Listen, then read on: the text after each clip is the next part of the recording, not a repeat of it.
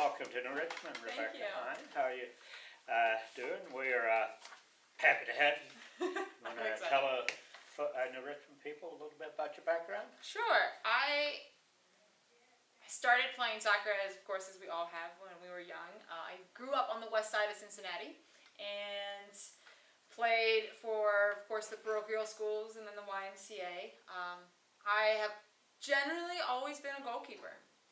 Almost all of my life, and I've coached goalkeepers as well as a high school field team. Coached a high school team for about 5 years, and then that was throughout college. I played goalkeeper, still play recreationally, and when I moved back here to Cincinnati about 6 years ago, I had a young girl come up to me, and we were chatting, and I said, "Hey, are you playing this fall?" And she said, "No." And I said, "Well, why not?" She said, "Well, we don't have a coach for my team." I said, "I'll be your coach." So that's how I got started into New Richmond soccer, because I started coaching for the New Richmond recreational team. So you know some of the girls coming up? I know some of the girls coming up. Actually, the 8th graders, who will be freshmen next year, is the group that I coached. Oh, great. Yeah. I I know some of them already. How about your work background? Well, first of all, you're a UC grad. I'm a University of Cincinnati grad, yeah. Communications. Yep. And so you know how to communicate on and off the field? Yes. And I think it's also really important to get to connect with the girls. Our student athletes are really impressionable, and it's high school, and they're getting ready to either coming into high school, or they're getting ready to leave high school and go into college. And both of those transitions can be really scary, and they don't really know kind of always where they should go. So I think being that role model, not just as their coach, but being a role model for them, and being able to communicate with them and get onto their level, as well as bringing them up a level, is always very important, and always sometimes maybe a fine line.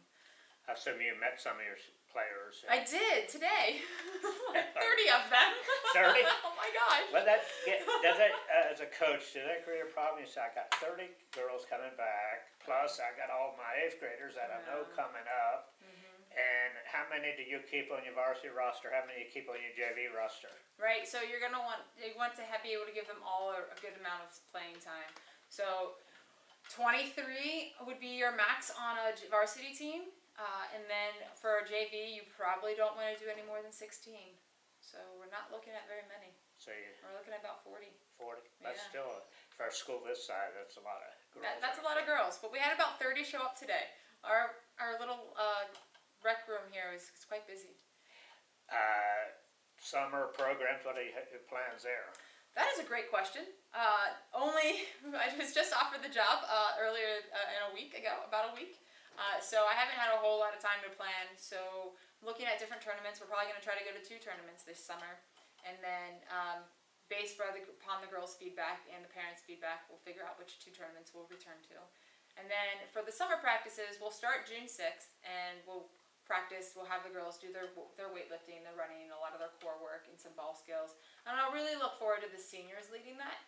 I will give a couple seniors, here's our play-to-play, here's what we're aiming for, and work with that. I'm really big on journals, so every girl will receive a journal to keep, this is what we did today, and these are my goals for the summer, and this is what you're going to work towards.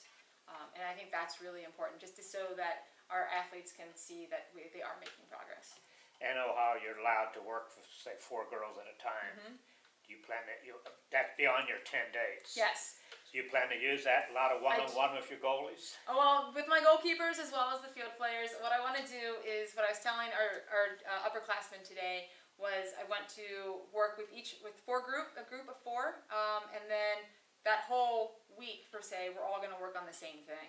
And then they will be encouraged to work together as a group and take what they've learned and bring them into our practice together as a whole team.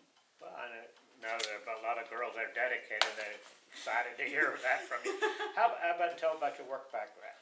So I currently work for the Free Store Food Bank, and I'm in charge of a new initiative called the Healthy Harvest Mobile Market, and that is bringing fresh produce to low-income, low-access areas.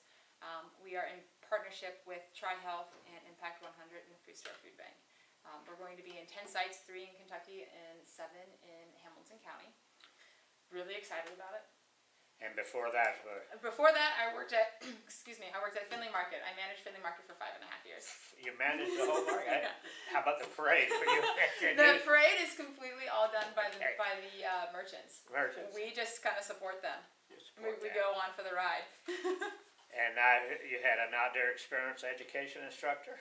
I really enjoy teaching outdoors. So bringing real life experiences and making it, accessible to and applicable to what they're doing in school. So that's what I was able to do as an outdoor education instructor in Ohio as well as Michigan is where I work. You were a high adventure director. Yes. How high was the adventure? Well, it's outside your comfort zone is what we always preach. So I did high ropes, rock climbing, zip lines, canoeing, kayaking, and that kind of stuff. And I say you were AmeriCorps after college? After college, if I knew that AmeriCorps existed after high school, I would have definitely done a gap year after high school of AmeriCorps. So I did NCCC, National Civilian Community Corps, as well as AmeriCorps Habitat for Humanity. And NCCC was in California, and it was the time of my life. I learned so much. I'm still very good friends with those folks. And it's community service. It's AmeriCorps is like the Peace Corps, but here in the States.